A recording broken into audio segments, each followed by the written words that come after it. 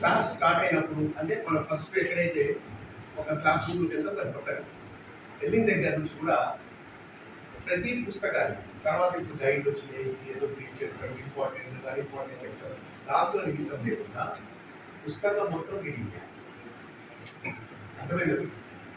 పుస్తకం మొత్తం తర్వాత ఈ పుస్తకాన్ని తయారు చేయడానికి ఈ పుస్తకం రాయడానికి ఎంతో మంది మేధావులు వాళ్ళ యొక్క ఆలోచనలు జరిగిన విషయాలు జరగాల్సి ఉన్నదాన్ని జరుగుతున్నదాన్ని జరగబోయేదాన్ని క్రోడీకరించి పుస్తక రూపంలో మనకు అందజేస్తాం స్టూడెంట్స్. అవునా? ఇక దీంట్లో ఇంపార్టెంట్ క్వశ్చన్స్ అన్ఇంపార్టెంట్ క్వశ్చన్స్ అంతకుముందు పరీక్షల్లో ఏమొచ్చినాయి దాని తర్వాత ఏమొచ్చినాయి అనేది అవన్నీ లాస్ట్లో చూసుకోవచ్చు. కానీ మన క్లాస్ స్టార్ట్ అయిన దగ్గర నుంచి ప్రతి సబ్జెక్ట్ కూడా పుస్తకం మొత్తం చదవాలి. అర్థమైంది? ఈ చదివే క్రమంలో ప్రతి పేరాలో ఒక మీనింగ్. అవునా? మన పేరా ఎప్పుడు ఒక పేరా ఏంటి ఒక పేరా స్టార్ట్ అవుతుంది కదా. ఎందుకు పేట ఎందుకు స్టార్ట్ అవుతుంది? అక్కడ ఒక సబ్జెక్ట్ చెప్తారు, ఒక విషయం ఉంటుంది. ఆ విషయం చెప్పడం అయిపోయిన తర్వాత పేరా ఎండ్ అయ్యి మళ్ళీ కొత్త పేరా స్టార్ట్. ఇంతే కదా మనం చెప్పేది. ఆ పేరా పెద్దగా ఉండొచ్చు చిన్నగా ఉండొచ్చు, కానీ దాంట్లో ఒక విషయం ఉంటుంది. ఈ విషయం మీకు అర్థం కావాలి. అర్థమైన వెంటనే ఇక్కడ వైట్ పేపర్ ఇస్తాను, వైట్ ఓకే.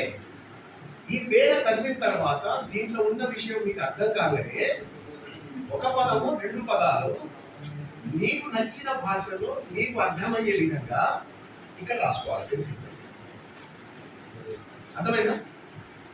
ఏం చెప్పినా దీంట్లో ఉన్నది ఇక్కడ రాసిన ఒక పదము రెండు పదాలు ఇది చూడగానే నీకు ఈ పేర కాదు ఇదో దీంట్లో ఈ విషయం ఉన్నది అని నీకు వచ్చాయి. ఆ విధంగా ఫస్ట్ పేజీ నుంచి లాస్ట్ పేజీ వరకు నువ్వు చదివితే ఈ పుస్తకానికి ఇంత మొత్తం నీ పెన్సిల్ రాతలే ఉంటుంది. అర్థమైందమ్మా? పెన్సిల్ రాత నీకు ఉండేది. నీవు ఎప్పుడు పుస్తకం తీసినా ఈ పేర మీదకి నీ దృష్టి పోదు. నీ దృష్టి ఎక్కడ పోతుంది? మీరు రాసుకున్న మిమ్మల్ని హ్యాండ్ రైటింగ్ పదం ఉంది కదా, దాని మీదకి దృష్టి పోతుంది. ఈ పదం ఇట్లా చూసుకుంటూ పోతుంటే మీకు అర్థమైపోతా ఉంటుంది లోపల మ్యాటర్. అవునా? పుస్తకం చదవడం అంటే ప్రతిసారి దీన్ని పట్టుకొని ముందు రాసుకొని పట్టిపోవడం కాదు. పుస్తకంలో ఏమున్నది అనేది అర్థం చేసుకోవాలి. ప్రతి లెసన్కి ప్రతి సిలబస్ ప్రతి దానికి ఒక అర్థం ఉండాలి. అది కనుక మీకు అర్థమైపోయింది ఈ పుస్తకం కూడా నీకు అర్థం లేదు. నేను కొంతమంది మా ఆఫీసర్లు చూసిన కొంతమంది మేధావులు చాలా మంది ఏం మాట్లాడతారు, పుస్తకం చదవడం అంటే ఈ పుస్తకం నుంచి ఈ లాస్ట్ ఈ పుస్తకం చదవడం వాళ్ళ గురించి మాట్లాడుతారు. మీ గురించి మీరైతే చదవాల్సింది. వాళ్ళు దీంట్లో తీసి విషయ సూచిక పీఠిక ఒళ్ళు మాట దీంట్లో ఏమున్నది ఇట్లా తిప్పుకుంటా అట్లా అయిపో ఉంటుంది కదా, ఇట్లా రన్ అవుతా ఉంటుంది. చేతులు చూపు తల తిరుగుతుంది, కన్ను ఉంటుంది కదా, ఆ దృష్టి ఇట్లా రన్ అవుతా ఉంటుంది. కాసేపు ఇట్లా అనేటో మీకు పెడతారు. అదేదో సినిమా రన్నింగ్ అనిపించింది. అవునా? ఇట్లా అంటాడు. సరే అది కంప్యూటర్ సినిమా కాబట్టి ఇట్లా అంటాడు. మనం ఇట్లా అంటే మనకు అట్టే కాబట్టి ఓకే. కాబట్టి మనం దాన్ని అర్థం చేసుకోవాలి. నువ్వు ఒక్కసారి దీన్ని అర్థం చేసుకుంటే ఈ బాల్యంలో మెదడు బాగా ఎనర్జీతో ఉంటుంది. ఈ వయసులో మెదడుకి వేరే సమస్యలు బాగా ఎనర్జీతో ఉంటారు. ఈ నిర్మలంగా ఉంటుంది కదా, పిచ్చి పిచ్చి మాటలు పిచ్చి పిచ్చి ఆలోచనలు దేశం అయిపోతాయని సంబంధం లేదు. నీకు ఓన్లీ విద్య గురించే మాట్లాడాలి. కాబట్టి ఇది నీకు లోపలపై నిక్షిప్తమైపోతే నీకు జీవితం మొత్తంలో ఉడికిపోయింది. స్టూడెంట్కి కావాల్సింది మూడే మూడు.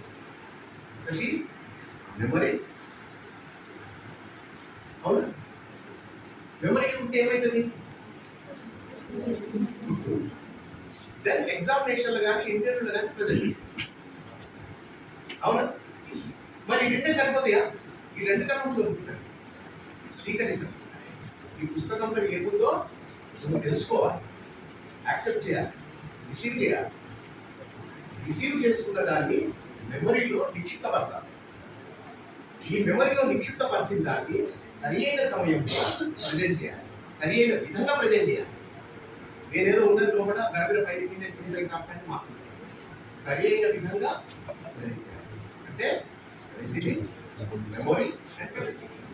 ఈ మూడు ఏ స్టూడెంట్ కి అయితే ఉంటాయో ఆ స్టూడెంట్ ని టచ్ చేయడం ఎవరు వదలరు. ఇక ఈ మూడిట్లో మీకు అద్భుతమైన మెమొరీ ఉండదు. అసలు నీకు రిసీవింగ్ లేకపోతే మెమొరీలో ఏముంటుంది? గుర్తుండే శక్తి ఉండదు. కానీ లోపల పోవాలి కదా ఏమన్నా. రిసీవింగ్ ఉన్నది, మెమొరీ ఉండదు, కానీ ప్రెజెంటేషన్ రాదు. టెన్షన్ పడకూడదు, కంగారు వచ్చేస్తుంది, కన్ఫ్యూజ్ అయిపోతుంది. క్వశ్చన్ ఎవరైనా ఏమైనా అడిగితే ఆన్సర్ ఏం చెప్పాలి, భయం అయిపోతుంది. అవునా? ఈ రెండుంటే కూడా ప్రెజెంటేషన్ లేకపోతే పడతాయా?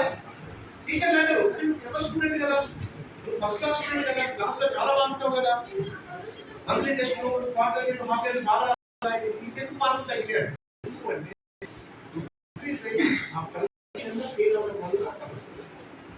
అందుకే ప్రతి స్టూడెంట్ ఉండాల్సింది రిసీవింగ్, మెమొరీ.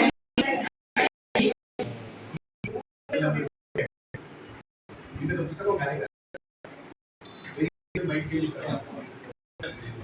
ఇంజనీర్ కానీ డాక్టర్ కానీ కావాలంటే ఇంకేదైనా కాంపిటేటివ్ ఎగ్జామ్స్ రాయాలంటే ఎంత బాగుంటుంది. అవునా? భయం అవుతుంది కదా, నాకు కూడా అంటే భయం. భయం లేకుండా ఉండాలంటే